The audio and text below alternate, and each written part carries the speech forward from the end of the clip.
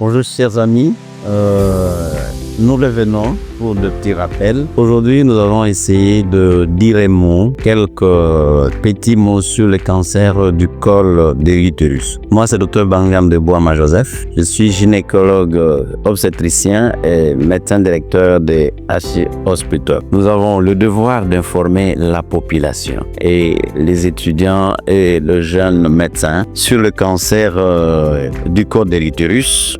En fait, le cancer du col, c'est une maladie qui touche la partie inférieure de l'utérus ou de la matrice qu'on appelle col de l'utérus. Et comme je l'avais dit, il y a des facteurs de risque qu'il faut éviter. Parmi les facteurs de risque qu'il faut éviter, la sexualité précoce, les avortements à répétition pour nos jeunes sœurs qui prennent le luxe de se faire avorter, et la multiparité, c'est-à-dire les femmes qui accouchent plusieurs fois. Vous avez également les infections sexuellement transmissibles. En dehors des infections sexuellement transmissibles, vous avez comme facteur de risque, et souvent c'est le virus du papilloma humain qu'on appelle le human papilloma virus, surtout les types oncogènes. Il y a également le tabac. Il y a des infections à répétition. Il y a certaines dames, elle a des infections au niveau du col, de perte blanche. Elle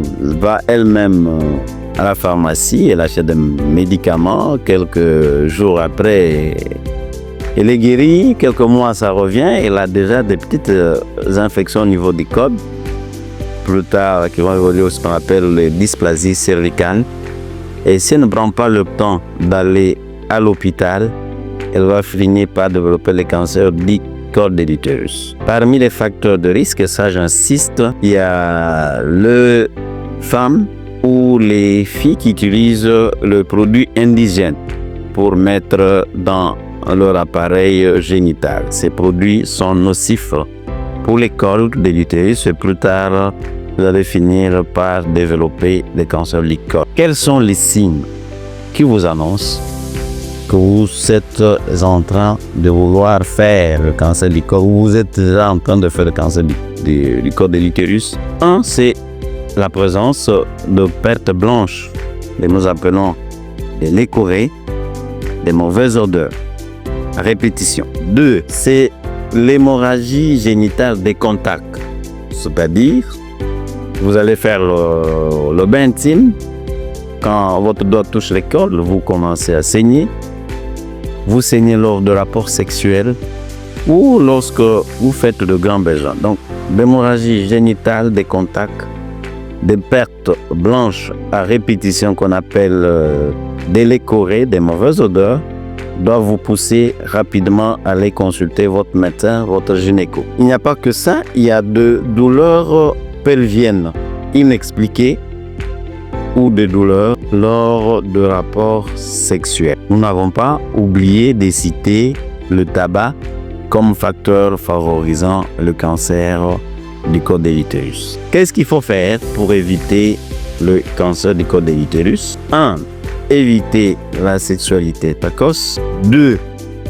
Éviter les infections cervicales au niveau du col à répétition. 3. Arrêter le tabac. 4. Actuellement, dans d'autres pays, il y a déjà les vaccins contre les human papilloma virus, surtout les types oncogènes. Mais comme nous avons dit, le cancer en soi, c'est pas une fatalité. Mais dans notre pays et en Afrique, nos sœurs, nos épouses, nos mamans viennent à l'hôpital en retard, au stade avancé. Voilà pourquoi ici, nous conseillons nos frères, nos sœurs plutôt, à se présenter à l'hôpital le plus tôt possible. Parce qu'on pourra faire le dépistage. Le dépistage, il y a certains tests, il y a beaucoup de tests de dépistage. On peut faire ce qu'on appelle le pap smear, et d'autres commencent par la colposcopie. On va faire des frottis cervico-utérins, et il faudra, lorsque on a posé le diagnostic, plutôt lorsqu'on a fait le dépistage,